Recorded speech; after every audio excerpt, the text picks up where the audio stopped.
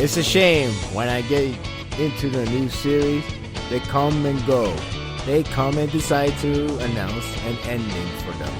It's because they don't want me to enjoy it anymore, and they want me to sad. They want me to cry. And you know what? It is in effect. It is very effective. This is Sparda's World, host Sparda 3G, bringing you this news announcement that actually has been around since last year, Jump Festa. But they have to bring it around again because the volume release actually confirmed it. And it is sad to say about this. Gintama Sorachi, in his latest volume, I believe is 63, the volume that's going to release, actually just released just recently, March 4th. And the volume itself has a note coming from Sorachi. And it reads that Gintama, the final arc, the manga itself, is in fact going to happen this year. It is going to enter the final arc in 2016. Why does every good show has to go away now? This just sucks. But seriously, in all honesty, it is understandable. It is foretelling that it was going to the final arc. It is foretelling that it was ending itself.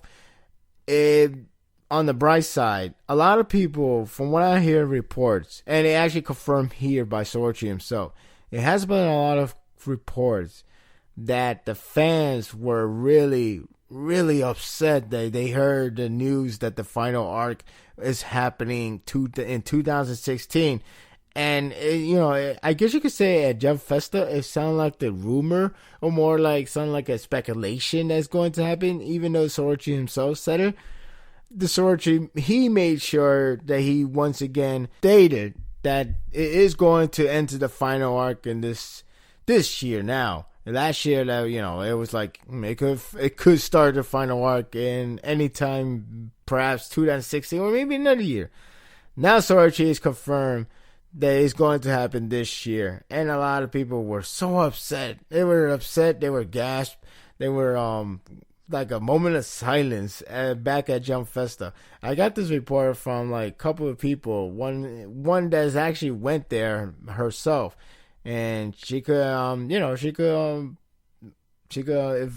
validate that this is in fact a sad moment. And I believe even in Twitter they were trending in Japan so much about Gintama coming to an end.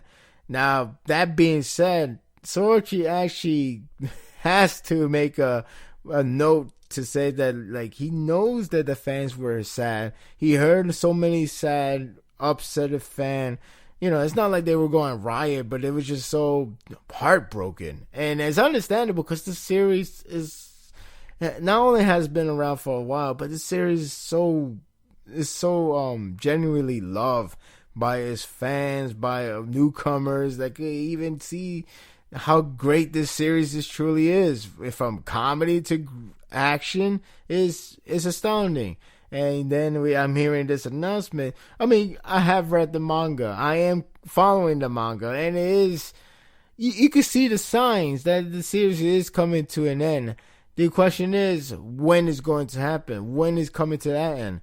Now, Sorachi himself had actually, I guess you could say this is his way to bring up the upbu. He said himself that even though it is going to final arc this year, it doesn't mean it's going to end the series this year as well. It only means it entering the final arc, and for whenever the arc ends, it's up to grab. It's up in the air. It could end this year. It could end next year. I understand that a lot of people suggest that the series is going to end this year, since when it comes to arcs, Sorachi doesn't go further than like over 20 chapters. I mean, he goes over 20 chapters, but it doesn't go more than like 30 or 40 or whatever the case. And that's partially true. Though you never know with Sorachi, because the arc we're in right now has been going on for a while. And before that arc, with the Farewell Shishigumi arc, that was a long arc itself as well. that you don't have to stay the same formula and try to balance it out and try to make it short arcs or make an arc into that length. It don't need to be that case. Granted, it does help the pacing a lot. But if you have a lot of stories to tell, you might as well use every advantage that you have that you're provided. And it's not like it's getting canceled. The series is so popular, you can't get canceled at this rate. It's pretty much like what Bleach is at. Bleach has no anime. I don't think it has that many merchandises that spawn from the anime. But hey, it's still alive and it's still continuing with the series. It still, has... For God's sake, they have a war arc. They announced it, I believe, around 2012. I could be wrong. You could correct me if you like. And the fact that arc has been going on for over 3 years now, and it's still not. The ending is getting near, but it's again over 3 years we're in that arc. So what if Gintama could do the same? It might mess up the pacing, but you never know. Maybe Sorachi has a grand scheme of mind, and it could last for a while. But my best guess, it could last up to 2017. For now, I'm thinking it would last 2017. I really don't want the series to end this year. I really don't want the series to end yet, but good things has to come to an end. But it was nice that Sorachi actually himself confirmed that it may go to the final arc, or is going to the final arc this year. But it doesn't mean he's going to end it this year. It could end it next year for all he knows. Which is nice, because that's something that fans... Again, the fans were so upset. And the fans I guess you could say they went to the conclusion of, it's going to end this year. I didn't come to that conclusion. But the only conclusion I got was the final arc. Simple as that, as stated. But a lot of people went straight for the other answer, and that is, this is it, no more. This is the end. The series ends here. So cheer up. It's not going to end yet. We have more things to come, and with this latest chapter, I got a good amount of stuff to say, which I thought it was great, but that'll be saved later on. Bottom line is, Gintama manga is definitely entering the final arc this year. But it doesn't mean the series itself is going to end this year as well. Just let's enjoy the ride and let's see where it takes us. So after that news being a mix of happy and sad, let's get to another news that could be nice for the other people that actually a fan of Fairy Tail. And we learned that, if you recall, that Christmas manga special that recently was released, the one about the whole Urza want to play a game, that whole Shogun game, but not in that case. It's like Guildmaster game. That chapter with a bunch of fan service, a bunch of crazy hijinks ensue with the Fairy Tail Guild members. There's a lot of wacky things that happen in that chapter. So now you can see it in the animated form. So they announced that the Fairy Tail Christmas OVA will be bundled with the 58th volume of Fairy Tail. It's going to be bundle of that special. So now you can see it in a high definition animation glory. Is it high definition? Anyway, you'll see it in an animated form in all this glory. And with these guys, they could add more spices to it. So expect more fan service that probably give you a nosebleed. It's going to release on November 17th. And that's not the only OVA that's going to come out this year with Fairy Tail. There's actually another one with Mavis. If you recall, there was a chapter with Natsu going against Mavis. Not really physical combat, but it was titled Natsu versus Mavis. That manga chapter special is actually going to be OVA as well. So it's nice of them. These animator guys are animating these side story, these extra chapters, extra story, whatever. It's nice of them to actually do these. And that's also going to be bundled up in the 56th volume in this case. So this one's going to be earlier. This will be releasing on July 15th. So if you really want to see a little small, goofy, and yes, of course, more fan service, but it's not as explicit as the Christmas one. The Christmas one definitely takes the cake when it comes to fan service. So, but here you go. 2 fairy tale OVA, both different kinds, same old fairy tale flavor. Kuroko no Basuke. I remember that there was an announcement that it was going to make a film out of Kuroko no Basuke. And nobody really knows what it's going to be. Okay, I'm lying. A lot of people already think this going to be extra game. And if it was the case, I thought that's a good idea. It's only going to be 8 chapters or 9 chapters. It's almost at the end, if not it already ended. And with the idea of why not just use extra game for a movie with all the great production, no pun intended with the production IG, but the great production, the great, that you garner a lot of money from the fans. That sounds like a good idea. Only one thing. We should do more movies. So they decided to do 3 compilation films. 3. Pretty much, I guess you could say they're using every season. Though I think they did confirm they're going to start off with the Winter Cup one. Okay. That's actually cool because, I don't know if I never really watched these compilation films. I don't even know if they update the animation. I don't think they do. But if they do, then more power to those moments. I know Production IG is known for compilation films, but I really never got around to see them. I believe I remember seeing some of them long time ago, but I haven't seen the recent one like Attack on Titan or Haikyuu.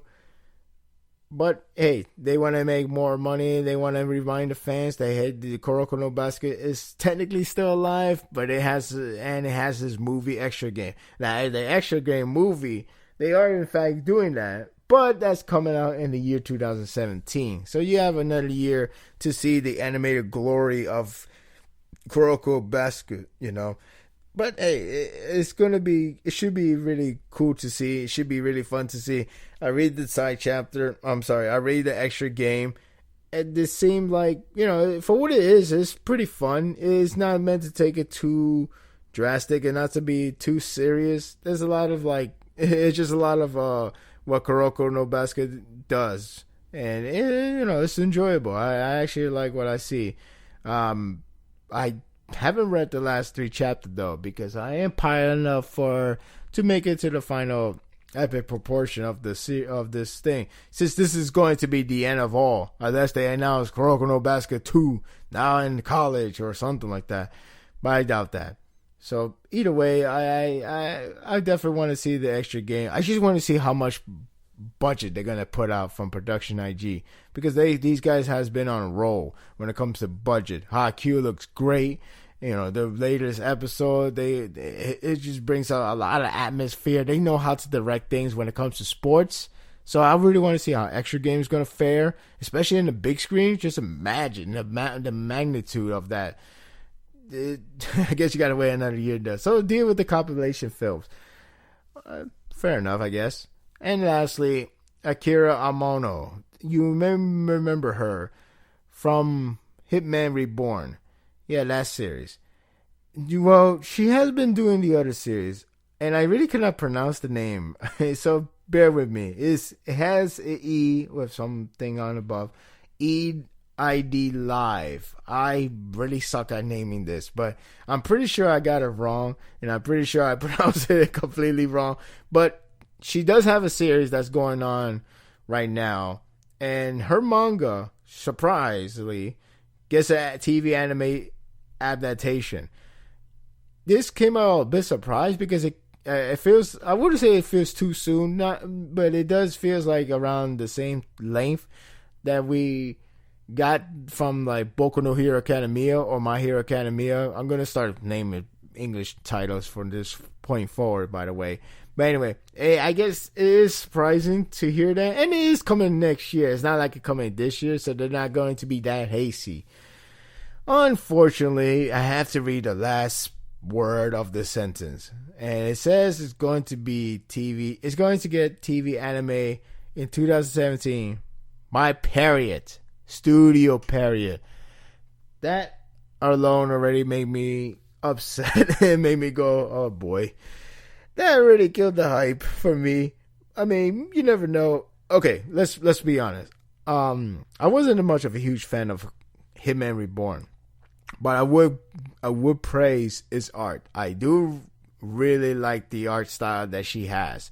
I really like it, and pretty much the series is similar to that Hitman Reborn in terms of art style and maybe even character designs. But I haven't read the series, so I can't really judge completely. That said, you were well aware that the art is not going to translate greatly in the anime series. Let alone the fact it's being done by Period. Period is not is not the best suitable to bring the art style to life. I mean, yes, they got away with Akatsuki no Yona. It's a good series. They actually, they actually translated that well. They actually presented it well. Of course, the art did not. I mean, the art is still good, but when you look at the original manga source, it looks great. It's really great, and I'm not, and even by sojo, even by non-sojo standard, it really looks damn good. But my point being is that they didn't translate that well into the anime form, but it still looked good. But if you really want to see Amano, her art style to life, you gotta lower your expectation for this sake, because Perry will not do it justice. So you have to just read along. I mean, it's the same thing that could be said for Hitman Reborn. It didn't do the justice of the art. But still, the fact that it's being done by Perry, it's like you kind of wish it was done by maybe Production IG, maybe even Studio Dean. I don't know. Oh well, or Affordable, but let's not getting too crazy. But anyway, it's still good to hear they have an TV anime in the future next year. So it's still good news for these guys. But that's it for the news. Like I said, the Gintama thing, trying not to worry too much. Just enjoy the ride. For what we know, the series will end next year. Hell, it could end 2018. Doubt it, but I would love that. Just don't look at the downside. Like Sorachi said, you gotta look at the upside. You gotta keep on going, and don't forget we're still a bunch of gorillas, and we just had to play like a monkey. Where you going? 光全部集めて君の明日照らすよ When it's all said and done, I thought this chapter was actually pretty decent. I know there are people that likes to think the overall of the arc already, despite the fact we're still in the midway of the arc. And the fact that I guess people are really, really still thinking about this whole fairy tale being this usual method, the usual formula. And I get that. I truly get that. But when you think about this standalone chapter, and when you really think about carefully, it's not even that. It's not even rocket science to figure out this chapter isn't what they like to say, minus the part about what's up with the Spring of 12 part. But I'm not talking about that. Well, I'm mostly talking about like how they usually see the Nakama power up, the friendship power up.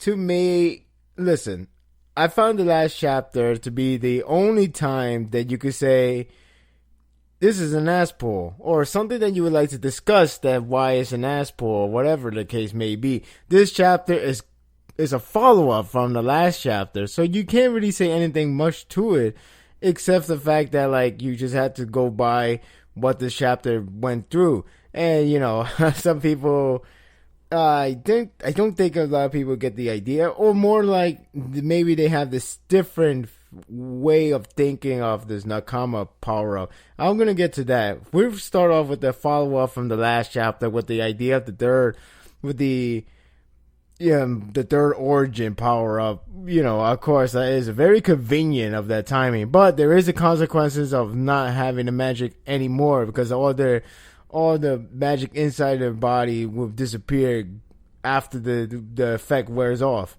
So that is something to think over for these two. Thankfully, if you ask me, I actually did not want them to try to pull one of those moments like, oh, they lost their power, and then all of a sudden they get their power back, with some plot device, a plot ploy, whatever the case may be. So instead, you get the effect, you actually get the effect that this is actually a legit consequences of losing the power. Again, I can be wrong. Before I know, they will get the power back up. But this whole chapter actually settles down of a more debate on who should be the one to take the sacrifice.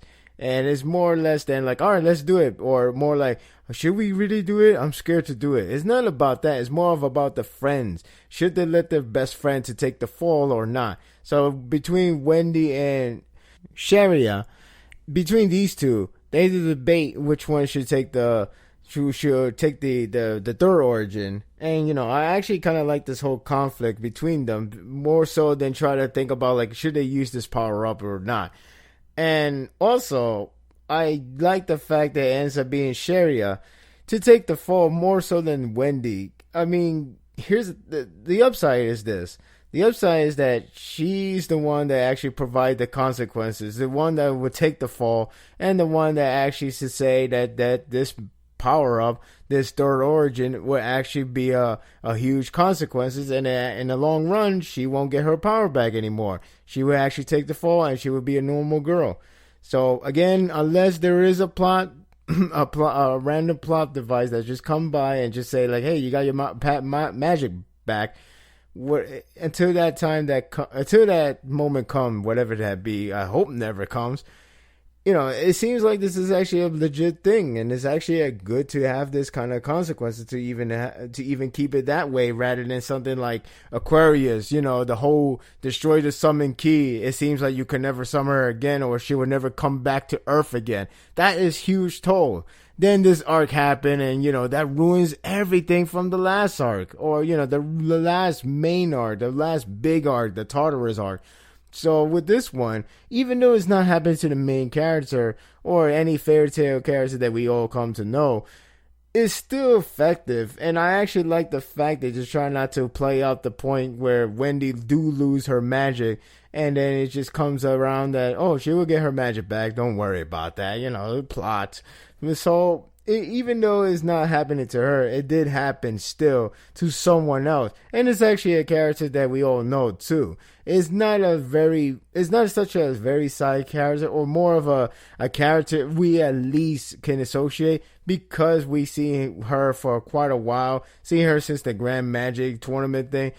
And they have been best friends. Mashima has been playing off that these two are great best friends for a long time.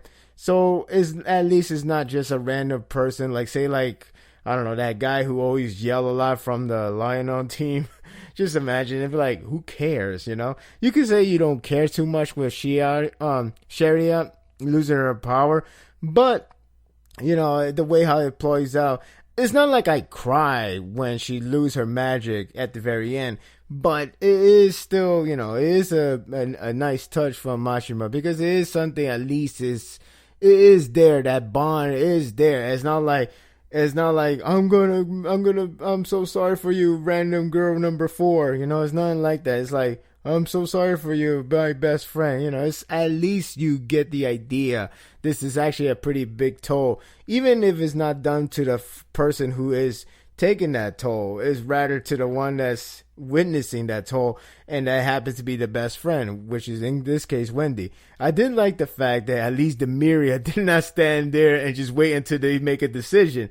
And I also like the fact that the third origin did in fact takes a while to progress. So it actually made Wendy think that it happened in an instant, instead it's more of it takes a little while before it gets to a complete effect. And Wendy had to take some beating, which I didn't even notice that she actually took a stab.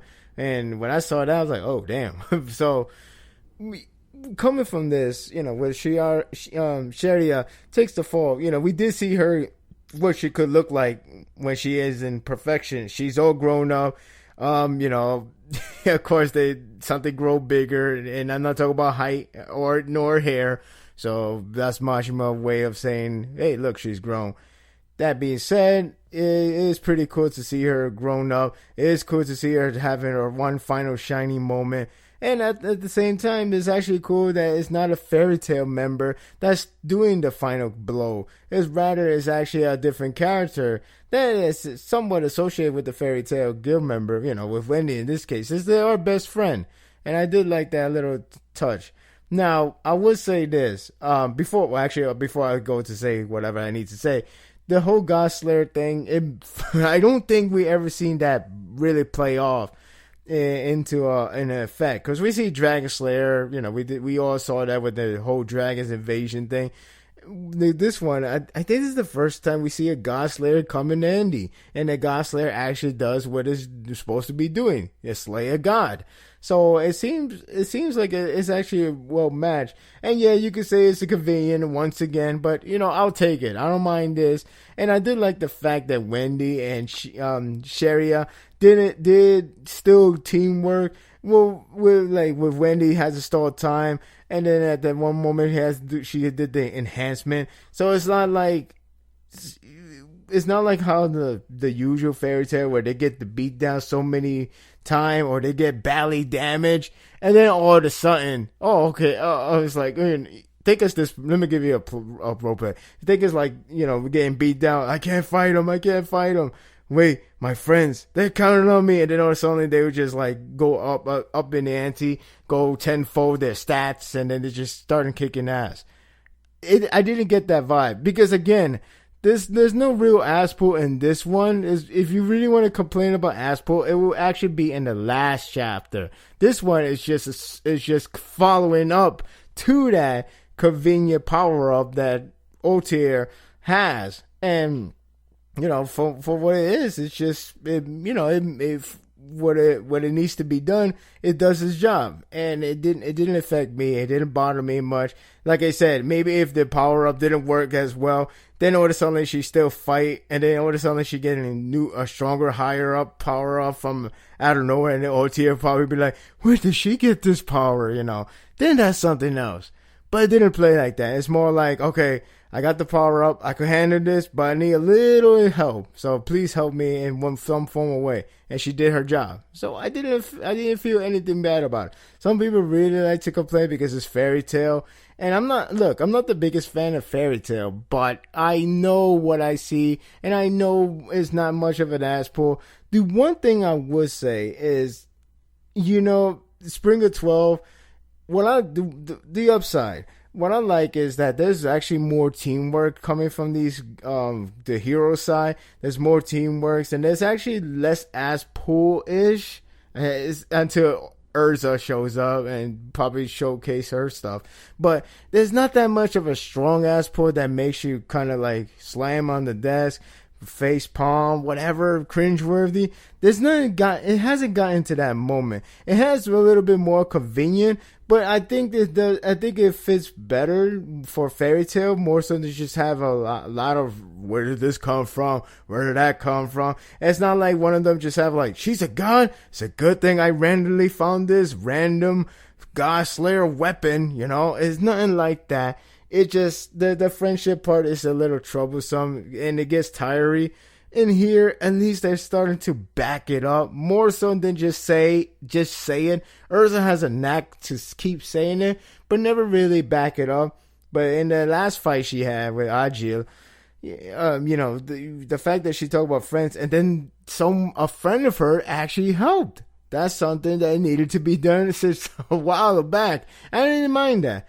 With that said, the downside is the Spring of 12 needs to start doing massive damage. It needs to start doing more threatening things. It needs to showcase that war can be, it's not one-sided as it shows. And, it's still early on. I mean, granted, I think we eliminated, let's see, like 4 members. I mean, I can't say Brandish is eliminated, but she's in a different side. So that's elimination, I guess you could call it in that book. So, you still have time. You still have time for other casters to pull off and make themselves look well. Oh yeah, God Serena's out, so that's 5 members out. It's funny because God Serena is supposed to be the toppest, right? But whatever. point is, they need to start showing more threat. There needs to be more toll on the fairy tale, the characters we know more. I like the toll we have with Sherria takes to in order to save their best friend, and also have to save Carla or Charla. You know what I mean.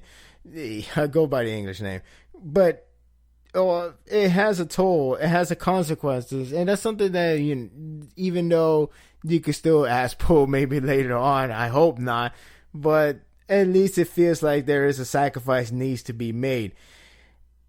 Hopefully, the next time it will be more toll on the good guys, mainly the Fairy Tail Guild, and also maybe lose some of them, lose some of the battles. You don't need to die. You could just lose. Or you could just have one crazy struggle with one character. So far it only takes up to 2. Hopefully it will start taking more than that. And, it's shonen, so it's appropriate to do something over the top. But as a standalone chapter, I thought it was pretty decent. I enjoyed it. I like what I saw. I like the content. I like the more focus on the best friend not wanting to pay to take the sacrifice, not wanting to do that, and it was more of that kind of struggle, more so than should we do it or should I do it. And at least they raised a point like, why not just have one person to do the job instead of both of you have to do the sacrifice. But other than that, again, the arc is, I can't say it's very beginning, but I can't say it's in the beginning still. But you never know. Anything could happen in the mid of the arc, or it could happen towards the beginning of the end of the arc. Anything could happen. I mean, I know the track record isn't that great, but you never know. Maybe he would just pull a 180 and then pull a 180. Yeah, 180. Pull a 180 and just surprise us. At least I may be giving too much credit, but hey, you gotta have some. You gotta look at the bright side for once. At least I'm trying to.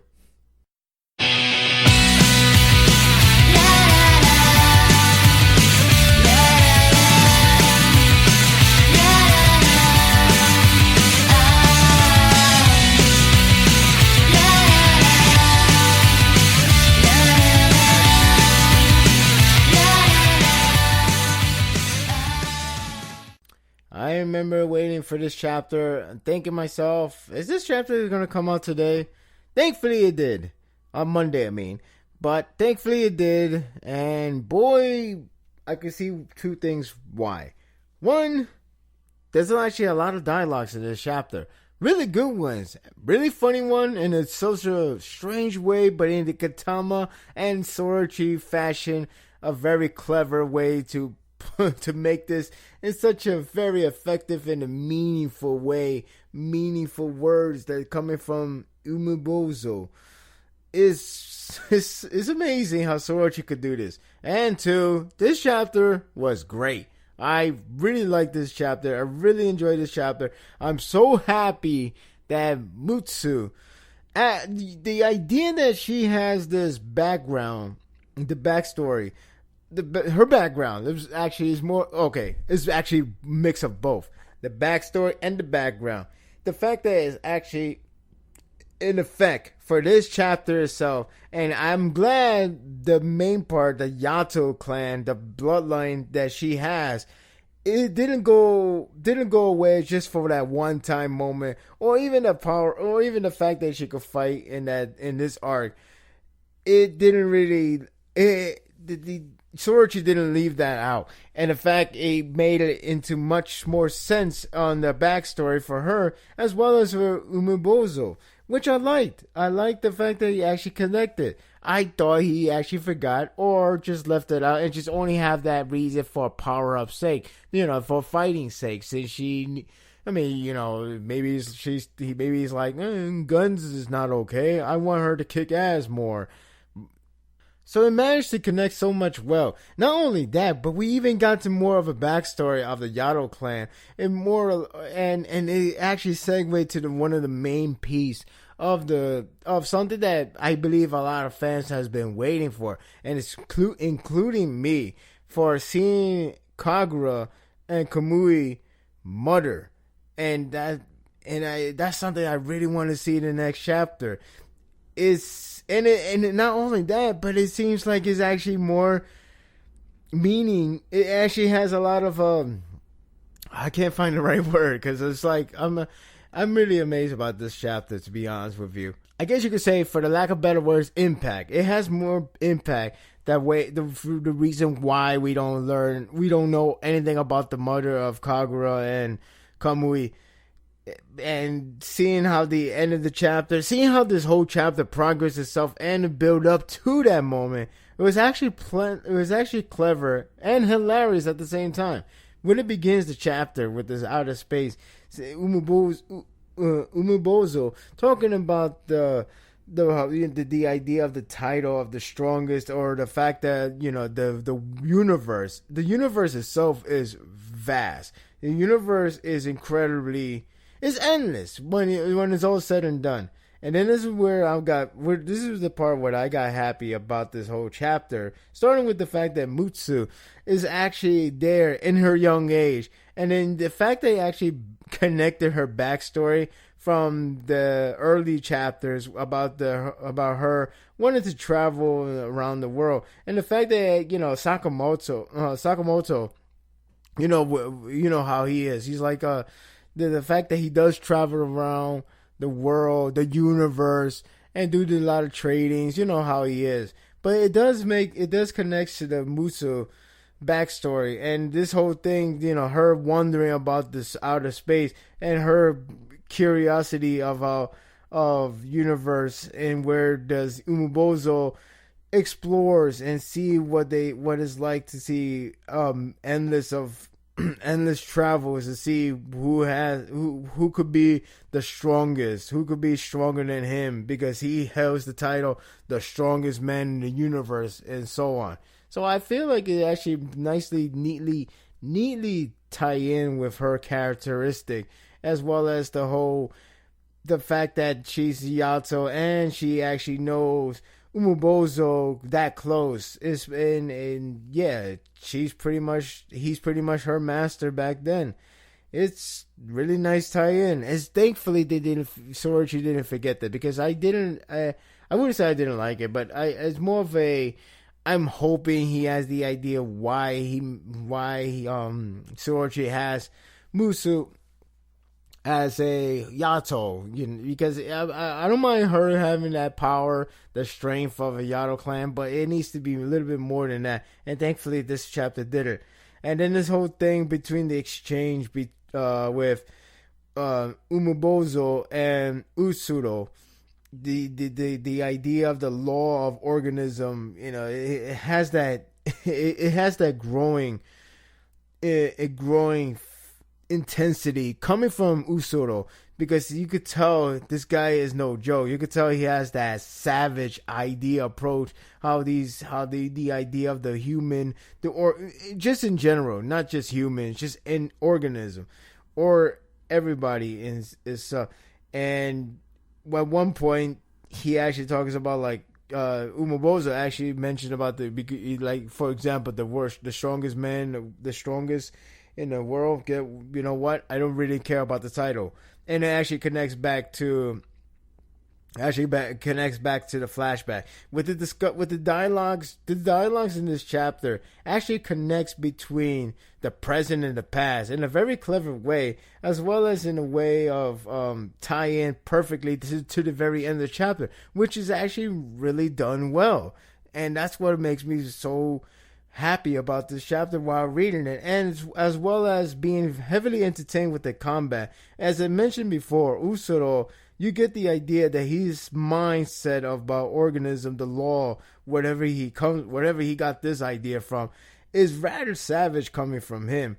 And just the fact that when he was like getting ready to start fighting against Umubozo, and when he jumped ahead and went approach with that face of "I'm gonna kill you" and this is it, is crazy. It's mind boggling, and it led to one of the great highlights of the series thus far. And that's trust me, with this series has nothing but highlights.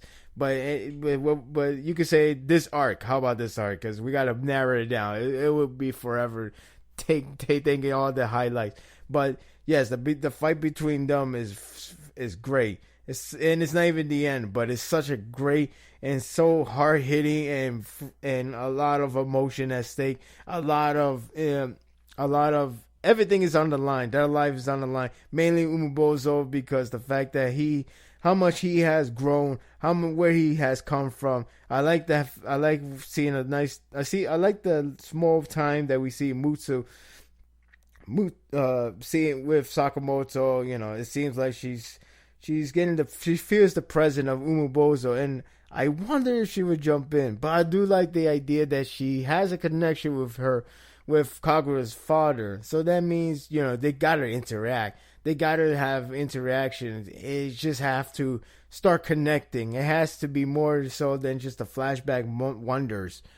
So we continue on with that whole talk about the strongest, who like the title of the strongest man, the strongest in the universe, whatever the case may be. He's giving an example that the universe is so large, you could find anybody else, and you'd be surprised there'll be somebody stronger. And they actually recap the guy Holson, that a long time ago. The fact that he actually connects that back is a nice touch of a flashback. And then we actually, to be honest, I didn't think we actually get a much of backstory of the Yado clan. And they actually mentioned that the reason why he got the title of the strongest is because the fact that he actually saved their home planet, their home world, the Yado home world. I want to say Koen. I'm not good at pronouncing it. I definitely got to start doing this whole dictionary thing. Anyway, this is what they say. This is what they say. They pretty much had a great war because the League, I believe it was the League of Planets, that decided to take down the Yado clan and their homeworld. And that's where they all strikes to that planet. And then not only that, but the fact that Otana invaded, and then they brought up with a strange mutation. And with that, they end up getting this so-called the planet parasite, and they I think it's called the Orochi. So fitting name. And my favorite part of this part is when they say that Umobozo shows up, and that's where he comes to save the day. And the funny thing is not really that fact that he wanted to take back the homeworld. It's more of a bet of like, I didn't actually went for the homeworld. I actually went there because I lost a bet with a pal. There was a drinking contest, and if I lose, I had to go pick up a chick at that hometown where there wasn't a soul around. And he has to end up going against that Orochi. So, yeah, that's the real story, everybody. It's not about the homeworld. It's about losing a bet. Good to know, everyone. But I do gotta say, Umobozo back then looks pretty damn badass. I kind of wish that we got more of that. Actually, we probably will get more of that in the future. Anyway, going back to the present, again, the action is great. Now, here's the funny part about this. And Sorachi has some funny, yet at the same time, such a clever writing in this chapter. The fact that Umobozo actually got let's just say he stood up. Something stood up. Something stood up. And you really got the idea when Mutsu's like, what's that? What did? Like her eyes, you get the idea. She's like, really?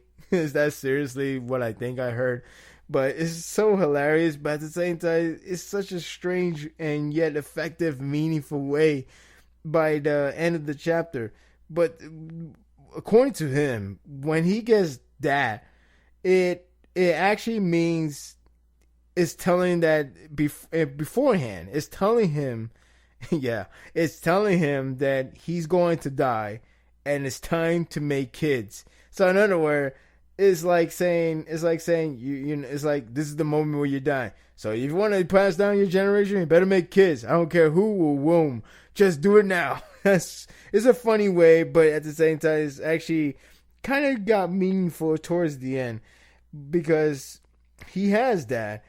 And unfortunately, he has that with Umabo's. I'm sorry, he has that with Usuro. In other words, it's pretty much telling him this is your deathbed. This is where you die. And the meaningful way comes in when, as he talks along about this effect that he gets, it's like the entire what's the meaning behind that? Why is like that? And in the present time, he actually, I believe he really crushed. I can't say completely, but he definitely like crushed it. Like to say steady, and what made him meaningful is the fact that he just doesn't like that. The fact that he getting that because it only tells him that he's going to die, but he's like, no, that's not happening, and I don't need any more kids because the kids he has right now are the best he will ever have, and because of them, he will continue to fight and he will not die. He will protect them. It is honestly what I'm saying. It doesn't do it justice. The way how the drawn, the way how the panel works, it made it so much meaningful, so much effective, and so much funny and clever at the same time. And then one of the scene I really like was the punch off the arm of Usuro. That was brutal, and that was at the same time epic. And then the end of the chapter, what we got is, again, when you read this entire chapter, the present and the past actually connects the entire dialogue, the monologue from Umabozo, and it all ends at one point that the fact that the Usuro was regenerating his arm back, Umabozo got the idea like it's the same thing, it's the same as the Altana, as that person, and ends up being his wife. So that only begs the question: is his wife, Kagura's and Kamui's mother, somewhat related to Usuro? And it does seem to suggest that's highly likely at this point. And because of that, it seems like we understand. It seems like this is the main reason why it took us a long time to learn about Kagura's mother, because the connection and the fact that whatever her backstory is going to be much meaningful than we ever thought. It's going to be more climatic, I guess you could say, for the lack of better words. It's going to be very something. It's something that we really going to associate, something that we're really going to be astonished by her backstory. So it seems like it's definitely more than just being a mother of carrying a baby, and that'll be the end of the story. There's going to be much more than that, and we're going to get more of that in the next chapter. And I'm happy that we are going to see her mother for the first time, Kagura's mother, her mother for the first time in display, in action maybe, and just in character in general. Probably get a lot of good dialogue coming for her. We're gonna get a lot of sense of her and see maybe how they get down together. Her and Umabozo, how they become lovers, and maybe I'm not sure we see how she dies or when that moment happens. I don't know about that, but the fact that she has the fact that she's somewhat related or closely similar to Usuro. I do wonder if there's anything that the kids has from her. I guess we had to wait. But definitely a great chapter. Again, the battle itself was great. It's not even over yet. The battle itself is great. The dialogues and the monologues was actually very well told. Funny and clever at the same time. And it leads to something that's going to be very, very interesting to see how this all unfolds. And I did like the fact that we got some of the Yato clan backstory and how Umobosa got involved with this whole dilemma. So it should be really interesting to see where the birth of Kagura and Kamui comes in. It's definitely. I know the series is coming to an end soon. I know the final arc will happen around this year. At least, unless he lies. I would love that because I'm being selfish right now, but this series needs to last longer. It just needs to.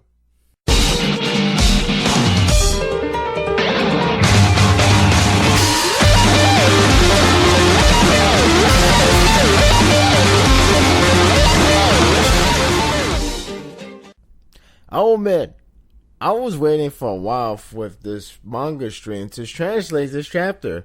And believe it or not, around Monday, it finally releases.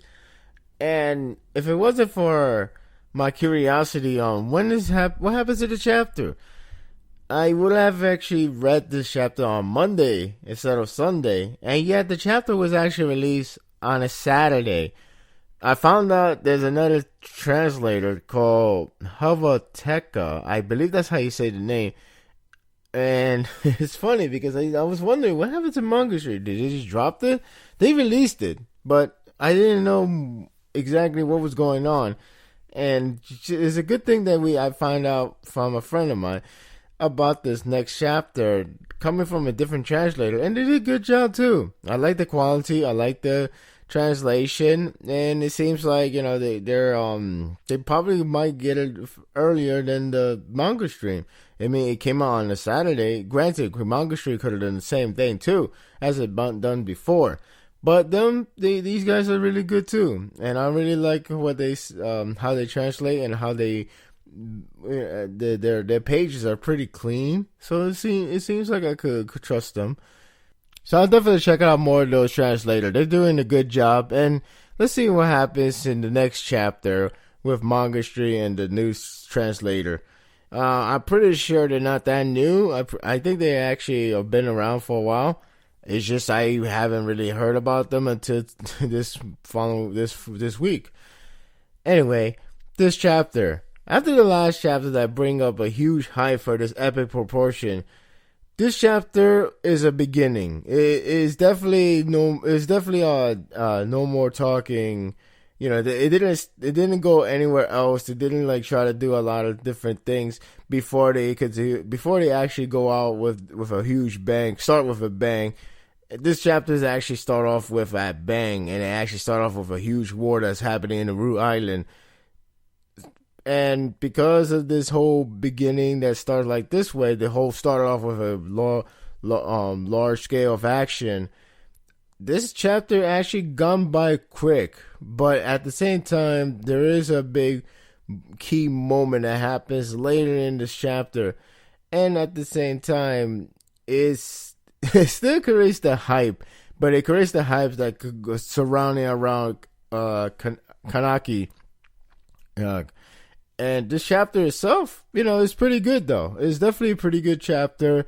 It is the beginning of what could be like the biggest thing that ever happened to the series thus far. So with the chapter is only going to launch even a bigger proportion than it needed to be already. This arc still screams like the biggest. This arc still screams the last arc of this series, not the entire series as in the entire Tokyo Ghoul saga. More of it is just perhaps just Tokyo Ghoul Re. But you never know. Maybe it's just that grand of the thing that it feels like it's the end, but it's not. Again, we still have a lot of things to cover, mainly this V organization. And, it's not like everybody's involved in this arc, but it's a lot of characters that's involved since the beginning of the Re. You got the Q Squad, you got the team from the last arc, you got the Suzuya team, and so on. And, supposedly this is the arc that's going to end Orgiri, but we'll see how that's going to turn out. Anyway, the chapter begins with them going into the beach and starting a huge war against Orgiri leftovers. So I'm not even sure how many they have, but again, if they only have the firearms that we already see since the beginning of the series, this saga, this chapter, Re, then this seems like they could end up losing pretty quick, because even though they are a good amount of people, these CCG made themselves look really badass, and they really look like they're coming out there on top once again. Hoji seems like one of those final boss, not final boss, but main boss for these guys, for the Ogiri side. While for the CCG side will be Tara. So now we see other CCG just doing their things, having their moments, have their shining moments. Yuri looks pissed, and he's now kicking ass. Says he's no longer leading the entire fleet. Now he's just leading a squad, and so he could just come out there and just kick it ass. Especially this is like extermination without having the need to separate. Like again, he's not controlling the fleet, so that's going to help him more focus. And after that last arc, he's pretty much taking all the anger in this one. Suzuya's there with his squad. Seems like he find, I believe, if I recall, I think that they found the captain, and that seems to be Misa. So I think they're going to square off, and maybe, if she's not careful, her deathbed is right here. So I'm not sure. Like I said, I don't know how the reinforcement for Ogiri side. They made it seem like the leftover. They made it seem like they're there just to die more so than they're there to actually defend and actually try to succeed in defending themselves, because they are bringing the big guns. And by the end of this. Excuse me. By the end of this beach invasion, which actually almost looked like a CCG I'm sorry, it almost made it look like it's like a D-Day invasion when they have the different, like when they have that camera angle scoping out.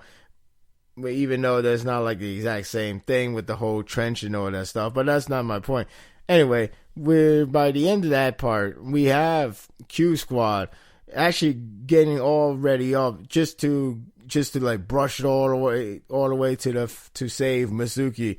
And it was actually had a really cool double spread page, which, by the way, this chapter has a lot of double page art because there's a lot of I guess that's one of the reasons why the chapter went by much quicker than before. Also, it does at certain times it does bring out a really constructive storytelling. And then with this case, with the Q Squad, you just have a real cool, real badass double page that's coming from these guys. And it's really nice to see how much Uri and Psycho has grown from the days from the early of the series. As you know, they were like a trainee. They were supposedly rookies. They were under guidance of Sasaki, and seeing them being like this, being this state is really nice to see. It's just really cool. It makes it stands out so much. I hope Mizuki is okay, because I don't know how much time has passed from the time he was taken in a hostage by the torso guy. I don't know how long was that, but I have a bad feeling that even if we might see Mizuki alive, even if we might see Suzuki alive, we probably see him in a different state of mind. It'd probably be, he most likely went through torture. I mean, I'm not sure a torso guy was planning to kill him right away, or does a lot of things. And I do mean things. I don't want to imagine anything, because this is a Seinen series. Seinen series will bring out any different type of possibilities, rather than just being suffocated and get killed. It could be more than that. And when I say suffocated, I mean like physical torture, like, punching or choking, whatever. But I'm just talking about like something different. But I hope that's not the case. And I still hope Mizuki is fine. So hopefully we get to that focus. Hopefully we get to that part very, very soon in the next chapter. Hopefully in the next chapter we get to see that, because it seems like they're really hell-bent to go through all the Ogiri army just to save Mizuki, and rightfully so, because anything could happen and anytime. They don't want to lose another member, not like before. They pretty much got these They pretty much learn a lot from that last mission, their last grand mission. So this is the part where everything actually takes the chapter its time. This is where it takes the time with Kaneki Kaneki actually remembering the moment after the V14 incident, the moment after pretty much the Tokyo Ghoul original series ended. This is where we finally get to see that flashback. And I gotta say, this whole flashback about Kaneki suffering and then pretty much starting over is really, really nice. It's really sad at the same time. It's really subtle how much that Kaneki has to go through that torment, has to go through the mindset of that Arima pretty much straight up told him that he has killed everybody that he tried to protect, everybody he's trying to save. And Kaneki has to live through that mind, and he just, go crazy. And he tried to have himself suffering to starvation, die by starvation, which Arima pretty much stepped in to, I guess you could say, to save him, because he did not want him to starve himself to death. And I still, at the same time, it's really hard to tell what is exactly the agenda that Arima has in mind, because he has been a mystery still. He's still a mystery to this day. I don't understand what does he want, or what was the idea of keeping him in bay. I mean, I think it is the idea that the fact that Kaneki actually takes a hit, actually hits touch Arima, because if he is going back to the series and the past series, it still seems like it's still impossible to touch the guy. I don't even think the one Ito even touched the guy, but Arima, Kaneki came so close. At least he left a scratch mark, so it seems like a potential is waiting to be whole. But at the same time, I feel like with this flashback and chapter 331.5, I feel like Arima did definitely legitimately develop a bond between him and Sasaki, which, by the way, helped them to give him the name Hayase Sasaki. And it's really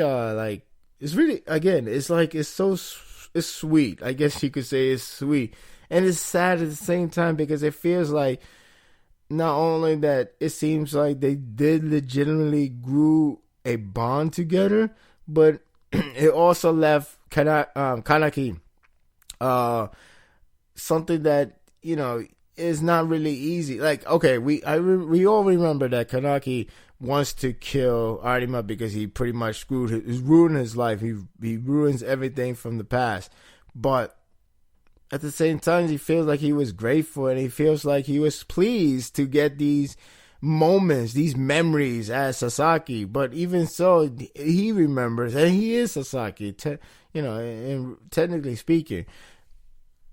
Everything with him and Arima, they seem like they really, really bonded, and it really felt like it's something that Kaneki will actually feels regrettable when he's supposed to set his plan in motion. The fact that when he went by himself in hiding, and then he's all curled up, it'd be understandable he's by himself and then get to this plan and it's like with a straight face. But instead, he's like pressuring himself. He's very he's trying not to lose his mindset, even though he truly is. The fact that he's really going to do what he's doing right now, and it only tells me that his mission, what he has in mind, is pretty much go with a bang and actually do die in this arc.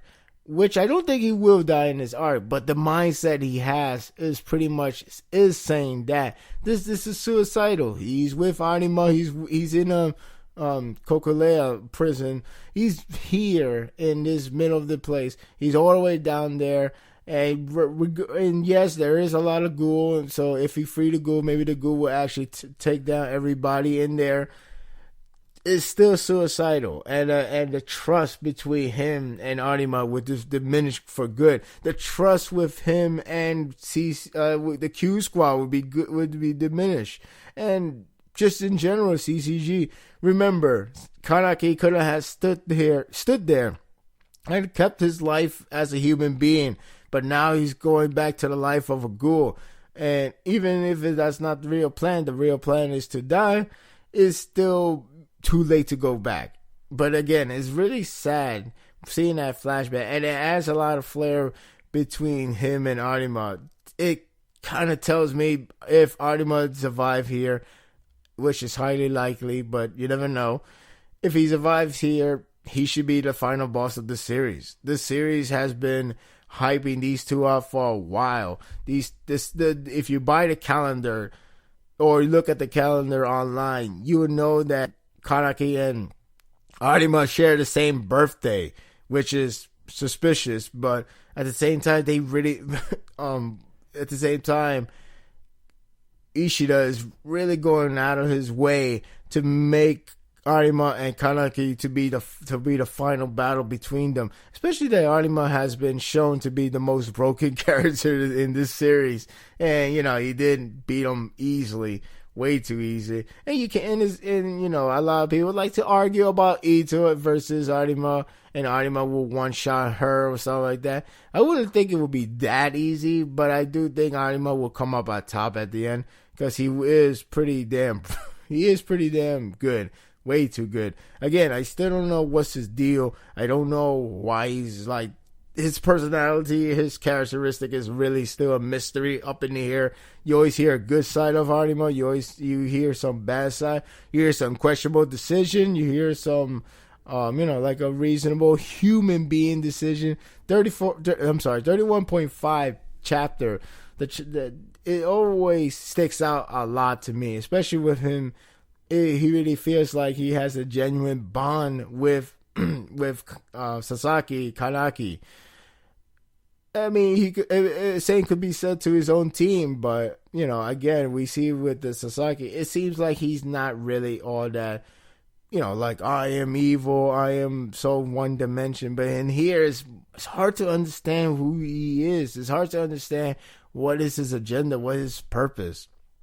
So I do think he should be the final battle. I think he should be the final boss if he survives here. And I know he serves for the organization. He's not the leader for himself. But, when I say final boss, it has, I mean like something that you have to fight against and stuff like that. It's not like at times you can have the main head honcho being not a fighter, is just being there for being master plan of all. You could do that. But anyway, that's way too thinking about the future series. Point of this chapter is that Kaneki seems like it could have been an easy move to do this plan, but instead it seems like it's actually putting a lot of pressure, and it seems like it's really affecting him more than we think. It wasn't going to be easy, and it surely did not look like it was. So at the end of the chapter, Ayato is actually right there with Banjo and the rest of his army, and it was about to go in with no problem, and then the alarm sounded. Almost made it seem like Ayato did the wrong thing, but it's not. It was really, I believe it was Kaneki did something that unreleased the cells from the bottom floor, and that's where all hell breaks loose for Kokolea. So we already have a hell breaking loose back at Root Island. Now we have a hell breaking loose at Kokolea. It only tells me that Ishida is in fact going back to back, and hopefully his focus is good. So far the focus has been doing well. So far it's been told well that I can understand and I can follow easily. I'm not sure who's going to be focused heavily from this point forward. Maybe it'll be Root Island. So because these two sides are very important to the series, and they're very crucial to the entire mission. So it's definitely going to be interesting to see how Ishida is going to write this one down, and hopefully it is better. Hopefully it is a good focus. Hopefully it's focused well enough for us to understand. definitely a pretty good chapter. It is a start off, which is why the chapter went by fast. It started off with a lot of action in the beginning of the chapter, a lot of panels, a lot of cool, really good art design from these characters that's really come out looking badass. And I really like that Q Squad double page. And also, I really like the use of, just showing the expressions and the emotion that Sasaki was going through back in, between Tokyo Ghoul and Tokyo Ghoul Ring. And, with that smile from Kaneki or Sasaki when he was there at the time to Arima is all genuine. It's not a lie. It's not a fake. It is a smile that says, you raised me and I really appreciate you, father. It's sad. It's really sad, and it's only going to get worse. I just know it. With Tokyo Ghoul, it always gets worse. How cold. And that would do it for today's episode. Boy, does it feel like it's early spring in New York City. At least in my area, New York City is really still bizarre. I mean, I already talked about this last episode, so I'm not gonna go again. But regardless, I'm actually happy this spring. It's still winter technically, but I'm happy I'm getting the spring weather. So now it's enjoyable to go outside, go to that bookstore that I recommended you guys already. And should be good to know that we're going to start having more trailers, more hype, more advertisement for the Spring's Anime of 2016. And definitely Weekly Shonen Jump is going out of their way to show everything that Boku no Hero Academia has to offer. And I'm definitely still looking forward to a lot of different series in spring. Should be good. And there are series that's still going to continue from the winter, and that's good to know too. But definitely the spring is going to be really fun. It's going to showcase a lot of animes and a lot of different series. And even the manga when it comes to the new publications. New publishing series. Even if they be good, be bad, or they won't last a long time, but hey, it's still new, so at least we get something out of it. And Assassination Classroom is in fact coming to an end in 2 chapters to go, following the fan translation wise rather than the official release. Then again, when you look at official release, it is still 2 chapters away, so definitely don't forget that I'm going to do a review on that series when it ends. So look forward to that for my extra of Sparda's World. And that's it. I'll see you next time for more Sparda's World. Take care, everyone. Want more of Sparda's World? Subscribe here today. Every week of Tuesday, a new episode releases, bringing you the latest anime manga news and reviews of the latest chapter from various series. Plus, there are extras at any time of schedule that discuss other topics, including first impression, final thoughts, and many more. Subscribe today, and I'll see you next for more Sparda's World.